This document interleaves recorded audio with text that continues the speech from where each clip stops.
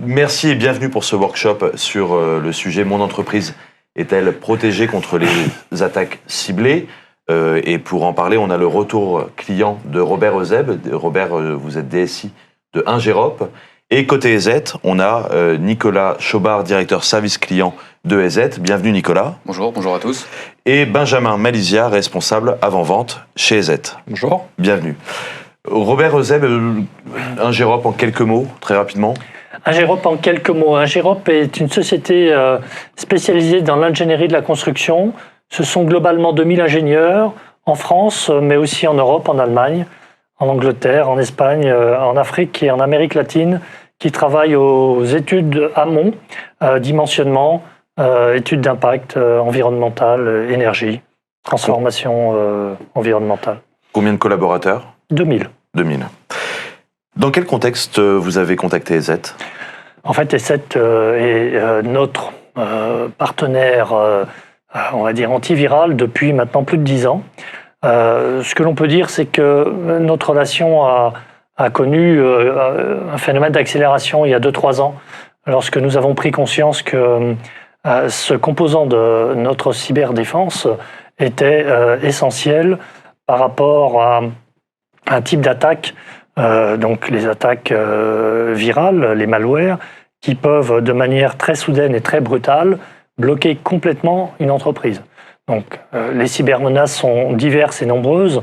Celle-ci nous est apparue très clairement comme étant probablement l'une parmi lesquelles il faut prendre le plus de précautions et y consacrer le plus d'attention et d'énergie.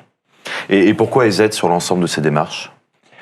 Alors encore une fois, EZ était le partenaire historique chez Ingerop.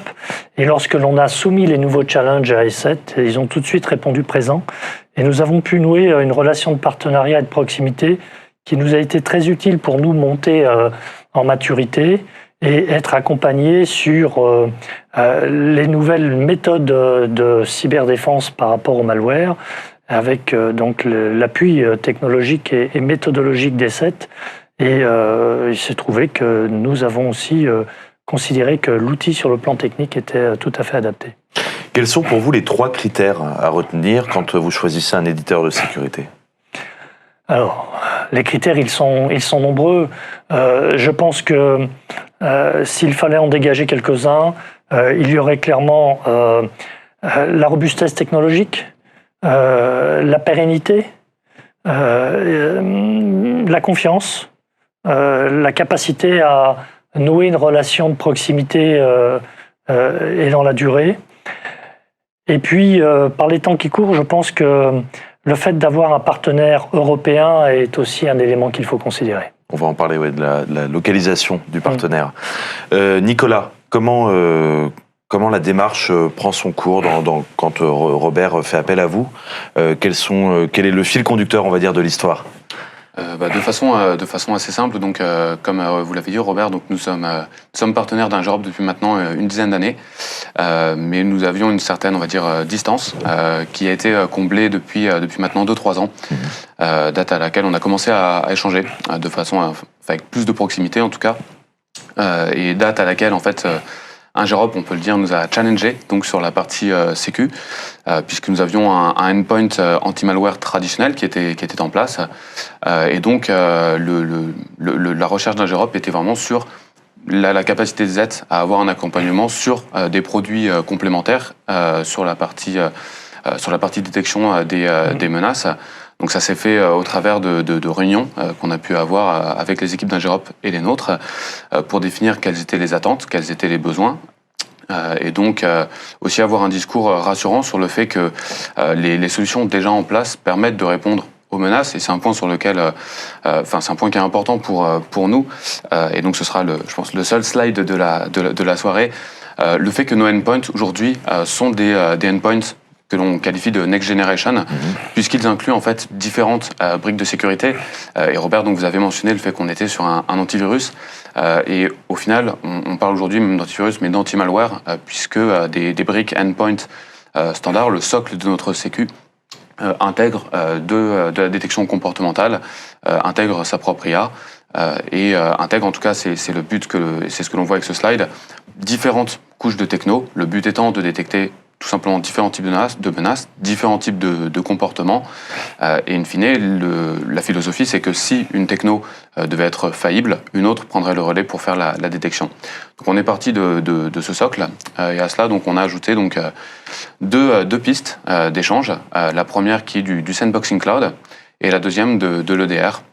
Et donc, piste que l'on, sur la partie sandbox que l'on développe actuellement. EDR, vous pouvez préciser oui, la alors, signification. Endpoint Detection and Response. Alors, effectivement, c'est bien de revenir dessus parce qu'on va dire que chaque éditeur a un petit peu sa propre définition. Et je pense que côté client, c'est peut-être justement une difficulté de faire le tri sur les offres. À notre sens, un EDR, c'est vraiment la recherche de comportements spécifiques, d'anomalies. Là où on va être sur une protection endpoint, sur une recherche de malware, là on va traquer des comportements spécifiques et suspects, mais qui pourraient être légitimes, typiquement l'utilisation d'un outil de prise en main à distance sur une des machines du réseau, donc des choses qui de prime abord pourraient être légitimes. Ça, c'est fait par l'intelligence artificielle aujourd'hui? Alors l'intelligence artificielle sur la partie endpoint est un premier niveau de réponse. Oui. L'EDR va vraiment venir en complément pour justement traquer ces comportements légitimes. Ça peut être des utilisations de PowerShell, de scripts, etc. Des choses qui pourraient être utilisées notamment par des admins, mais dont on veut en tout cas être averti, parce que c'est aussi des moyens d'attaque pour les personnes qui créent les malwares. En quelques mots, pour détailler le fonctionnement de cet outil, c'est un agent qui récolte toute l'activité d'une machine, que ce soit l'exécution des process, l'accès au registre du système d'exploitation, les connexions au réseau. Et avec toute cette quantité d'informations, le serveur va pouvoir effectivement le comparer enfin, vérifier s'il n'y a pas des anomalies et alarmer les opérateurs de sécurité. Robert, est-ce qu'il y a des menaces en particulier ou des comportements nouveaux que vous cherchez à traquer aujourd'hui avec l'EDR ou Sandbox Bon, les menaces sont innombrables. Et tous les jours, les hackers font preuve de créativité pour allonger la liste. Si on devait globalement rester sur le thème d'aujourd'hui, il est clair que les nouvelles menaces portent sur des malwares qui sont des malwares qui passent en dessous des radars, on va dire, des protections traditionnelles fondées sur les bases de signature. Donc ça, c'est quelque chose qui est essentiel. Il ne faut surtout pas considérer que cette première brique est superflue. Il faut qu'elle soit en place et elle remplit un rôle important. Mais on voit bien qu'aujourd'hui, une entreprise peut très bien être la cible d'une attaque avec des moyens qui sont des moyens qu'un simple individu relativement formé, on va dire, au numérique peut acquérir. Et pour que ces attaques ciblées soient à un moment donné anéanties, il est nécessaire de mettre en place des dispositifs qui sont ceux qui ont été décrits. C'est-à-dire qu'on n'est plus sur le fonctionnement par rapport à une référence, à des bases de signature, mais on est sur du comportemental. Et à partir de là, effectivement, on n'est plus assujetti à une mise à jour de base de signature, mais cette analyse comportementale nous garantit que tout comportement anormal d'un ordinateur, par rapport à des chiffrements de fichiers, par rapport à des trafics réseau qui prendraient une dimension, un volume trop important, eh bien, sera à un moment donné immédiatement bloqué. Donc c'est ça qui est très intéressant. Et passer du stade, on va dire traditionnel, antivirus, base de signature, à mettre en place des dispositifs comportementaux est quelque chose qui ne se fait pas immédiatement, qui nécessite un accompagnement. Donc un accompagnement technologique, mais aussi un accompagnement méthodologique, parce que lorsqu'on a un parc de plusieurs dizaines, centaines, milliers de PC, il faut s'assurer à tout moment que les mesures de protection sont bien actives sur l'ensemble du parc. Une première question, Benjamin. Aujourd'hui, ça veut dire que Robert citait les nombreuses attaques qui sont tous les jours nouvelles et effectivement, les hackers font preuve de beaucoup d'imagination. Grâce à l'IA, ça veut dire que finalement, la solution se nourrit chaque jour aussi de ces attaques? Tout à fait. Après, si on parle plus particulièrement des techniques, on parlait donc de sandboxing et de DDR. Si le sandboxing va vraiment être aider à détecter ce qu'on appelle les zero day, donc les menaces inconnues. On en fait déjà, si on revient sur le slide qu'on a présenté tout à l'heure, on en fait directement dans le produit installé sur chaque machine, mais il va être limité aux ressources de la machine, au système d'exploitation, alors que le bénéfice du cloud, c'est d'avoir des ressources quasi limitées pour vraiment aller plus loin dans l'IA.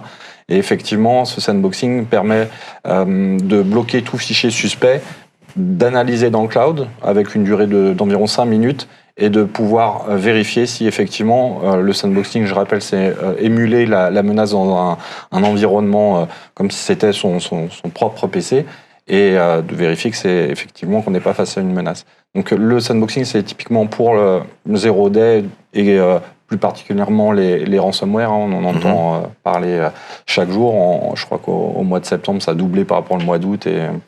Et alors que l'EDR va avoir un spectre plus large, va permettre s'il y a une intrusion par rapport aux anomalies qui vont être remontées, donc ça va pouvoir répondre aux zero day, mais pas que. Tout ce qui peut être intrusion interne, externe, et par rapport aux symptômes et aux anomalies qu'on va constater sur les machines, de voir, même si c'est après coup, d'être le plus réactif possible face à une menace ou une intrusion.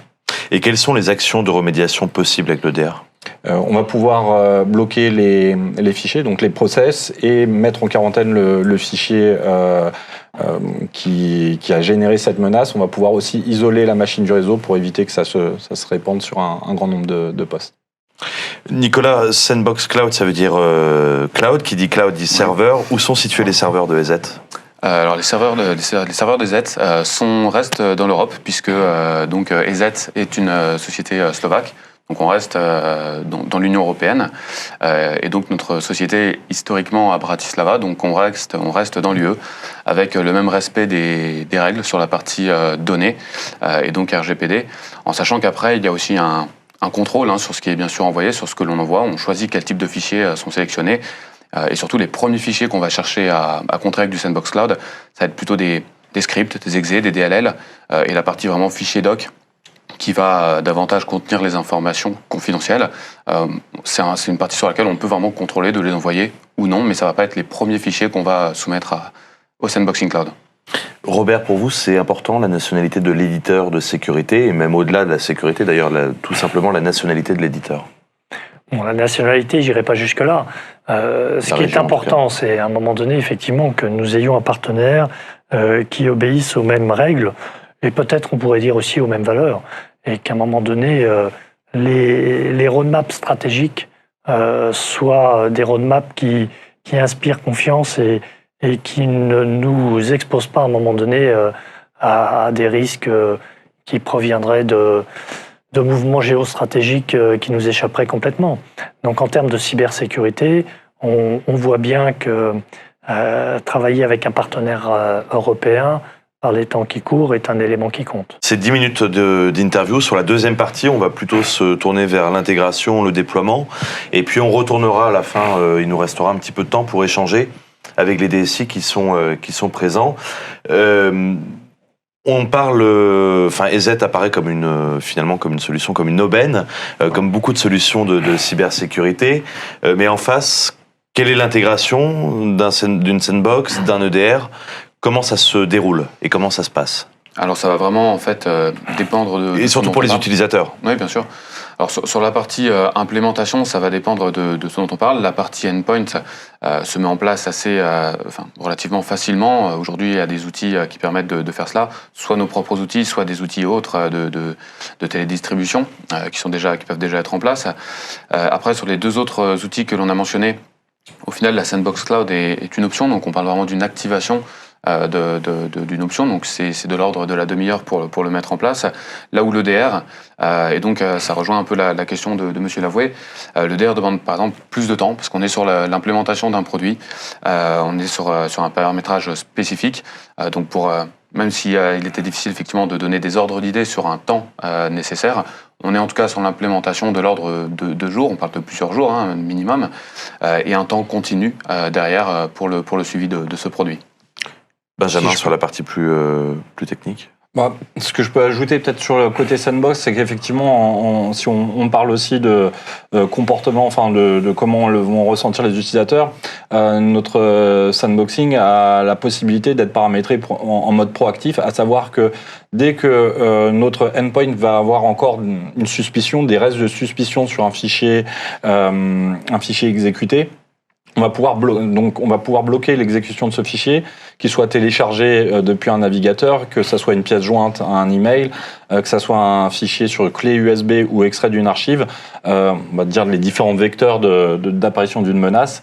On va avertir l'utilisateur que le fichier est suspect, il est soumis à nos labos, et donc il va attendre maximum 5 minutes avant d'être sûr que le fichier soit sain avant de pouvoir l'exécuter.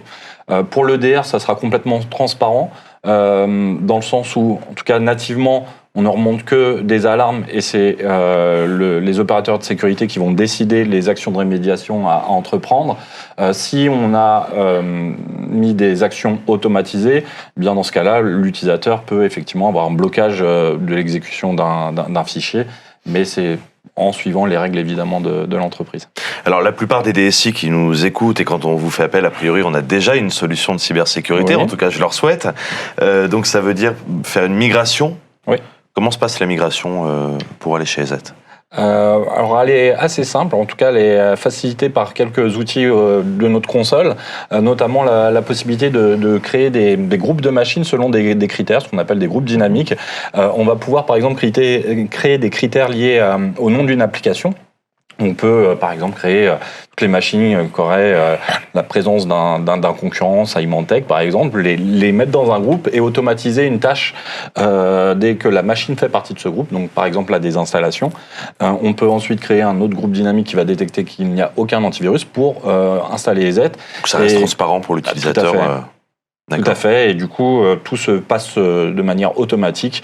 Les administrateurs la seule chose à faire, c'est de déployer notre agent d'administration pour que la machine soit administrée, donc on puisse déclencher des tâches et avoir le retour des clients administrés dans notre console. Là, on a la particularité d'avoir un agent d'administration qui est décorrélé, qui est différent du produit de sécurité, donc qui ne créera pas d'incompatibilité. On sait que 2 antivirus sur une même machine, c'est à éviter. Ça devient compliqué. Tout à fait. Donc on peut tout à fait déployer notre agent et ensuite se servir de cet agent pour désinstaller et installer. Il n'y a pas besoin de redémarrage dans 99% des cas, donc ça se fait de manière transparente aux utilisateurs. D'accord. Robert, quand vous faites une migration, avant de rentrer dans le détail des aides et comment vos utilisateurs l'ont vécu, quelles sont vos attentes lors d'une migration ? Alors, les migrations, moi, j'ai pas eu à en faire, parce que comme je l'ai expliqué tout à l'heure, j'étais déjà sur cette technologie, on va dire, dans la vie d'avant.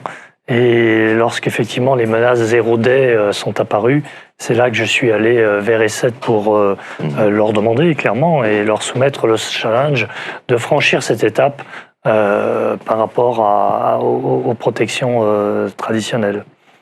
Sur la partie sécurité, est-ce que vous considérez qu'avec une solution anti-malware, endpoint bien configurée, est-ce que vous êtes au moins proche du risque zéro d'infection ? Non, le risque zéro n'existe pas. C'est ce qui fait l'intérêt de notre métier, n'est-ce pas, messieurs, dames ? Mais un peu le stress aussi de temps en temps.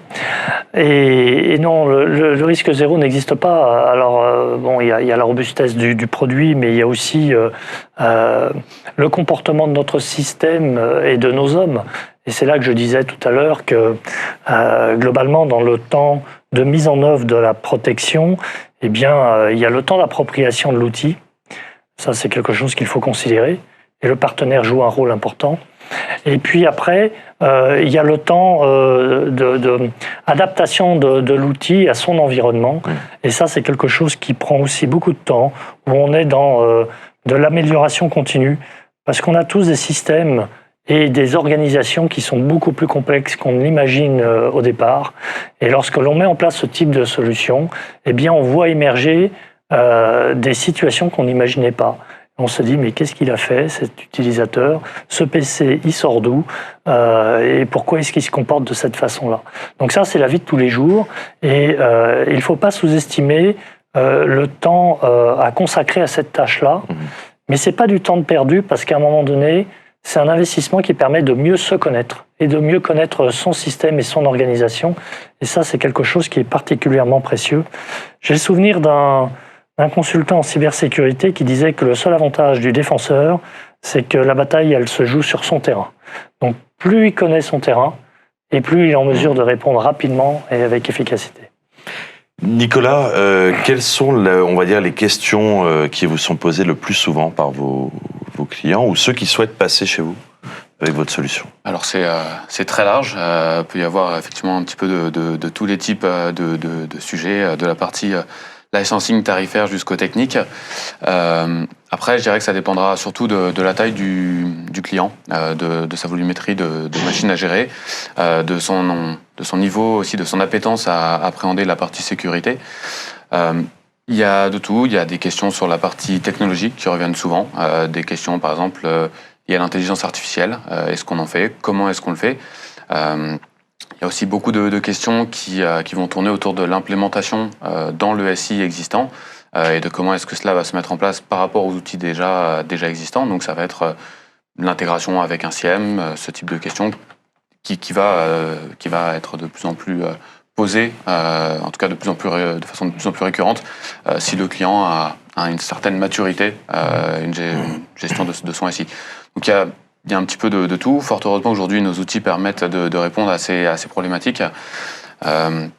Après, au-delà des questions que les clients peuvent nous poser à nous directement, la plus grosse difficulté, c'est de faire le tri, au final, entre les différentes offres, puisque derrière, comme toute offre, quel que soit le métier que l'on fait, il y a beaucoup de communication, beaucoup de marketing, avec des choses qui ont des noms, qui vont être... derrière chaque nom, il va y avoir des choses différentes pour chaque éditeur. On parlait d'EDR tout à l'heure. Il va y avoir des choses qui vont être faites chez certains éditeurs qui vont être brandés EDR, qui ne seront pas du tout les mêmes que chez d'autres éditeurs. Donc je dirais que ça, après, c'est une question d'approche de l'éditeur. Là où, malheureusement, pour vous, clients, ça va être davantage difficile, puisqu'il faut faire des démarches assez poussées pour pouvoir faire justement ces différences. Merci à tous les trois pour ce workshop sur le sujet « Mon entreprise est-elle protégée contre les attaques ciblées ?» Merci Robert Euseb, je rappelle que vous êtes directeur des services numériques d'Ingerop. Merci Nicolas Chobard, directeur de service client EZ. Et Benjamin Malizia, responsable avant-vente chez S7.